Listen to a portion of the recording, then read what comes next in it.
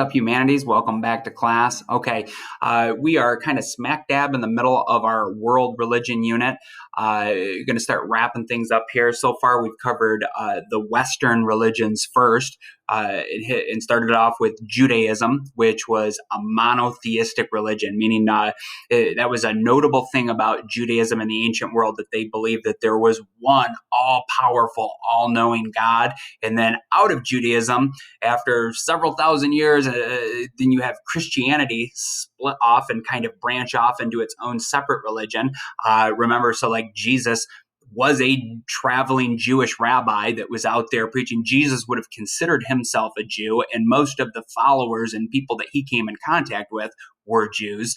But he starts his own separate religion and really kind of opens up a lot of the basic Jewish principles and beliefs and kind of that monotheistic like culture and religion. He opens it up to the Gentiles, sorry, I'm pronouncing that funny, but basically non-Jewish people. He tries to broaden it out and make a new form, a new twist of Judaism accessible to kind of everybody in the ancient Mediterranean or Roman world.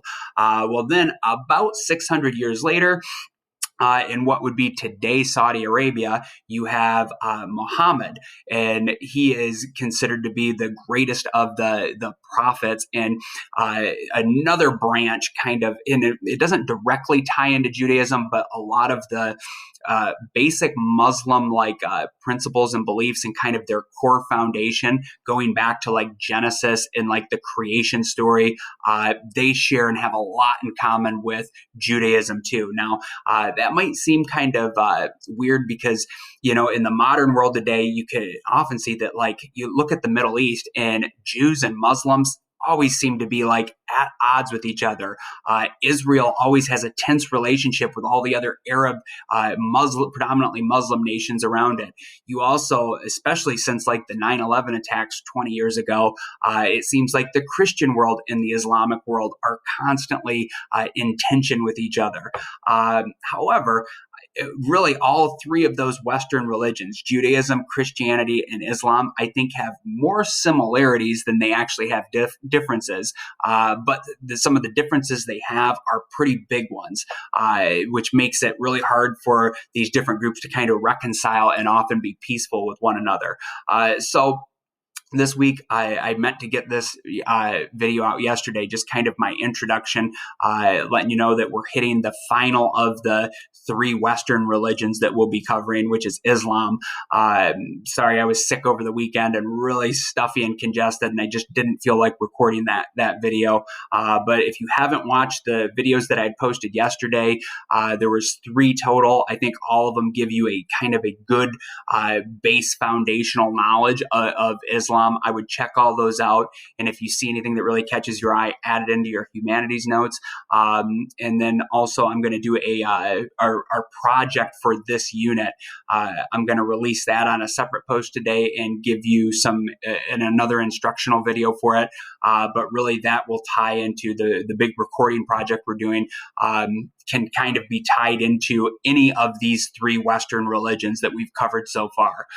So I'll also say that, like, I'm going to spend a little bit more time on Judaism and Christianity than on Islam. That's not because I'm trying to slight Islam at all, but remember, this is the first year ever that I've covered this stuff and actually even done a world religion unit.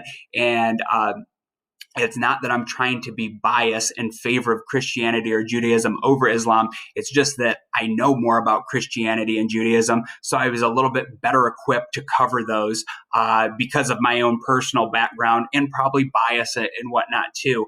But remember, I'm an agnostic. I'm not trying to push any religion on any of you. And I think Islam maybe, especially from the perspective of being an American today in this era, I think Islam is maybe the most important religion for us, whether you're an atheist or you're a religious person, a Christian, a Jew, doesn't matter, or maybe you're a Muslim living in America. I think that might be the most important one for us to learn about and understand. And I think often Islam is misunderstood too. So hopefully, as we move through this unit, we'll all learn a little bit more, because I know I'm picking up a lot of information as I'm preparing lessons and getting ready to cover it and searching for the best videos that are the most concise and give you the information you need to have. So hopefully it's engaging and we all come out of it a little bit better, me as an instructor and you as students, and know a little bit more and have maybe some of our misconceptions about about Islam cleared up. So that's all I have for you for the opening commentary. I plan to drop a few more videos, and then we'll be getting into that project, the recording project that we're doing kind of through the rest of this week. Not quite sure what the due date is for that. And next week, I plan to start covering the Eastern religions, which are very, very different from the Western religions that we've covered in pretty much all aspects. So kind of looking forward to hitting that too. Take care.